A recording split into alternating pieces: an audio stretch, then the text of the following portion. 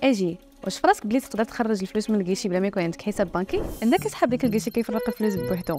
لا هادشي كاين غير في الاحلام للاسف. الفيلم كامل دار على واحد العمليه سميتها لا ميزا ديسبوزيسيون. غادي نفسر لك كلشي كيفاش تستعملها ولاش كتصلح. لنفترض مثلا بغيتي تصيفط الفلوس لصاحبك، انت عندك حساب بنكي وهو ما عندوش. الحل ساهل وكاين وباقل تكلفه. غدير ميزا ديسبوزيسيون في لابليكاسيون ديال البنكه ديالك وغتهني راسك. نهار تبغي دير لا ميزا ديسبوزيسيون كتدخل لابليكاسيون ديالك، كتقلب على مينو كدير لا ميزا ديسبوزيسيون اللي بالعربيه وظاهره هنا الاشاره. ثاني حاجه غتدخل المبلغ اللي بغيتي تصيفطو زائد ديسكريبسيون. بمجرد ما غتدخل المبلغ كيطلع لك رقم ديال التحويل في التطبيق وكيوصلك كود فيه 4 الارقام في اس ام اس.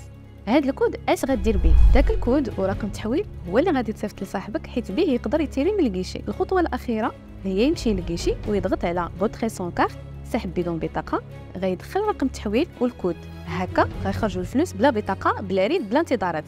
وهذه هي الميزه ديال لا ميزا ديسبوزيسيون، انك تقدر ديرها في اي وقت بغيتي، كتصيفط بها الفلوس في امان بلا ما تحتاج تنقل لاي بلاصه، والاهم انها كتدوز الفلوس في البلاصه.